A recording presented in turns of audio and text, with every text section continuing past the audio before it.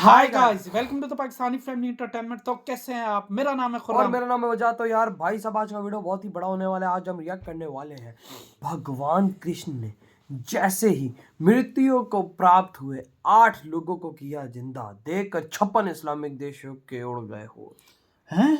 भगवान कृष्णा जी ने 8 लोगों को जिंदा किया? कौन थे भाई वो? भाई जो मृत्यु को प्राप्त हो गए उनको जिंदा और किया। उनको जिंदा किया। लेकिन ये तो नियम के खिलाफ है ना। हाँ यार, लेकिन अब ये तो वॉच करेंगे, कोई वजह अंदर कोई की होगी हो तभी सकती ये है, काम हुआ है। लेकिन देखेंगे वो 8 लोग कौन से थे अबे यार। हाँ, वो वजह कौन थे खुश नसीब। तो हाँ, वॉच करते हैं भाई, कौन करते मृत्यु स्टार्ट। प्राप्त श्री करके कृष्ण दोबारा। ने पृथ्वी पर अवतीर्ण होने के उपरांत बहुत सी लीलाएं दिखाई। हाँ, ये फिर तो चाहे वो अर्जुन को अपना विराट रूप दिखाना हो या फिर कंस, नरकासुर और भाई एकलव्य भगवान जैसे कृष्ण जी की महाबलियों का लीलाएं वध बात करना होती हो, उन्होंने कई ऐसे अद्भुत कार्य किए थे जिससे आश्चर्यचकित होना स्वाभाविक था। ऐसा ही एक कार्य था मृत लोगों को पुनः जीवन दान देना। कैसे? श्री कृष्ण ने कैसे? एक नहीं हाँ। बल्कि 8 लोगों को 8 अलग अलग लोग। अवसरों पर जीवित किया था। कौन थे वो 8 लोग? क्यों श्री कृष्ण ने उन्हें पुनः जीवित किया? श्री क्यों? कृष्ण द्वारा की गई इन अविश्वसनीय घटनाओं को जानने के लिए इस वीडियो के अंत तक बने रहें।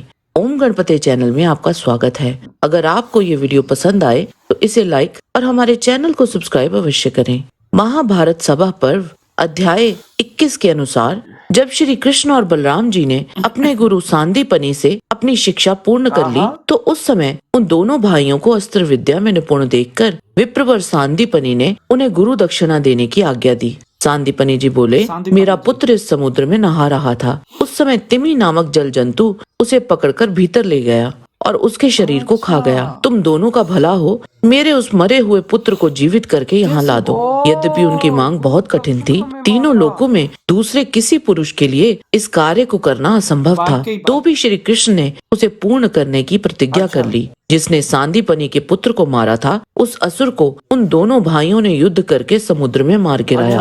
तदंतर भगवान श्री कृष्ण के कृपा प्रसाद से सांदीपनि का पुत्र, जो दीर्घ काल से यमलोक में जा चुका था, उन्हें पूर्ववत शरीर धारण करके जी उठा।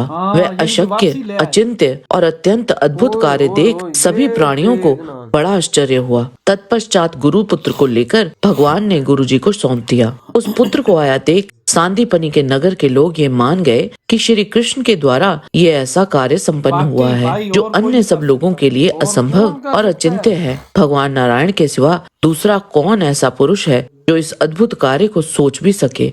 करना तो दूर की बात है। भागवत पुराण दशम स्कंद अध्याय 85 के अनुसार देवकी जी ये सुनकर अत्यंत विस्मित थी कि श्री कृष्ण और बलराम जी ने अपने मरे हुए गुरु पुत्र को यमलोक से वापस ला दिया। अब उन्हें अपने पुत्रों की याद आ गई जिन्हें कंस ने मार डाला था। उनके स्मरण से देवकी जी का हृदय आतुर हो गया। उन्होंने बड़े ही करुणा स्वर से श्री कृष्ण और बलराम जी को संबोधित करके कहा, श्री कृष्ण, तुम योगेश्वरों के भी ईश्वर हो। मैं जानती हूँ कि तुम ही आदि पुरुष नारायण हो। तुम दोनों आज मेरी अभिलाषा पूर्ण करो। मैं चाहती हूँ कि तुम दोनों मेरे उन पुत्रों को जिन्हें कंस ने मार डाला था ला दो और उन्हें मैं जी भर के देख लूं। माता देवकी जी की ये बात सुनकर भगवान श्री कृष्ण और बलराम दोनों ने योग माया का आश्रय लेकर सुतल लोक में प्रवेश किया। जब दैत्यराज बलि ने देखा कि जगत के आत्मा मेरे परम स्वामी भगवान श्री कृष्ण और बलराम जी सुतल लोक में पधारे हैं, उन्होंने झटपट आसन से उठकर भगवान के चरणों में प्रणाम किया। दैत्यराज बलि बोले, प्रभु, आप हमें आज्ञा देकर निष्पाप बनाइए। भगवान श्री कृष्ण ने कहा, दैत्यराज, स्वयं भुव मनवंतर में प्रजापति मरीचि की पत्नी ऊर्णा के गर्भ से 6 पुत्र उत्पन्न हुए थे। वे सभी देवता थे। वे ये देखकर कि ब्रह्मा जी अपनी पुत्री से समागम करने के लिए उद्यत हैं, हंसने लगे। इस परिहास रूप अपराध के कारण उन्हें ब्रह्मा जी ने श्राप दे दिया और वे असुर योनि में हिरण्यकश्यप के पुत्र के रूप में उत्पन्न हुए। अब योग माया ने उन्हें वहां से लाकर देवकी जी के गर्भ में रख दिया और उनको उत्पन्न होते ही कंस ने मार डाला। दैत्यराज, माता देवकी जी अपने उन पुत्रों के लिए अत्यंत शोकातुर हो रही हैं और वे तुम्हारे पास हैं। हम उन्हें यहाँ से ले जाएंगे। इसके बाद ये श्राप से मुक्त हो जाएंगे और आनंद पूर्वक अपने लोक में चले जाएंगे। इनके 6 नाम हैं स्मर, उद्गीत, परिश्वंग, पतंग, शूद्रभृत और घृणी। इसके बाद श्री कृष्ण और बलराम जी बालकों को लेकर फिर द्वारकापुरी लौट आए तथा माता देवकी को उनके पुत्र सौंप दिए। जब कुरुक्षेत्र में पांडवों और कौरवों में युद्ध चल रहा था, उस समय अभिमन्यु की पत्नी उत्तरा गर्भवती थी। भीम द्वारा की गई दुर्योधन की दुर्दशा देख अश्वत्थामा पहले से कहीं अधिक क्रोधित हो गया था और उसने रात में ही पांडव सेना के शिविर पर आक्रमण कर बहुत से योद्धाओं का वध कर डाला था। इसका प्रतिशोध लेने के लिए पांडवों ने अश्वत्थामा का पीछा किया। अपने को घिरा हुआ जान अश्वत्थामा ने पांडवों पर ब्रह्मशीर अस्त्र चला दिया और उसकी काट के लिए अर्जुन ने भी ब्रह्मशीर चला दिया। तब व्यास जी और नारद मुनि जी के कहने पर अर्जुन ने अपना अस्त्र वापस ले लिया, परंतु अश्वत्थामा उस अस्त्र को वापस लेने की विधि नहीं जानता था और उसने वह अस्त्र कहीं और चलाने की बजाय उत्तरा के गर्भ की ओर मोड़ दिया। उस समय भगवान श्री कृष्ण ने द्रोण पुत्र से इस प्रकार कहा, दुर्मते, तेरे देखते ही देखते महाबाहु कुरुराज परीक्षित ही इस भूमंडल का सम्राट होगा। नराधम, तेरी शस्त्राग्नि के तेज से दग्ध हुए उस बालक को मैं जीवित कर दूंगा। उस समय तू मेरे तप और सत्य का प्रभाव देख लेना। जब उत्तरा ने उस शिशु को जन्म दिया, उस समय वह केवल 6 मास का ही था और वह मृत पैदा हुआ था। तब श्री कृष्ण ने शिशु को जीवित कर दिया और उसका नाम परीक्षित रखा। आज के वीडियो में बस इतना ही। आशा करते हैं कि आपको हमारा ये वीडियो पसंद आया होगा। कृपया इसे लाइक और शेयर अवश्य करें। ब्रह्मास्त्र चले तो कौन वो बचे? तो भाई साहब ऐसा हो लेकिन नहीं भगवान कृष्ण जी ने उसको किया जिंदा। सकता। अरे भाई साहब, सोच। गुरु जी वो कहते हैं मेरे बेटे को जिंदा करके लाओ भाई। हाँ, और गुरु भगवान दक्षिणा में मुझे इसके अलावा और कुछ चाहिए नहीं। और फिर तुझे पता, हमने भी इतना तो जान चुके हैं कि जब आपको सब कुछ सिखाया जाता है तो फिर गुरु जी अपनी दक्षिणा मांगते हैं, जो मांगते हैं वो करनी पड़ती है। वो देनी पड़ती है भाई। जैसे उनको। द्रोणाचार्य जी ने अर्जुन से मांगी थी और इस तरह इनके गुरु ने भगवान हाँ, कृष्ण उन्होंने जी से बोला मांगी। कि मुझे ये साम्राज्य चाहिए तो भाई उन्होंने दिलाया फिर। और फिर भगवान कृष्णा जी ने उनके बेटे को देख जिंदा किया।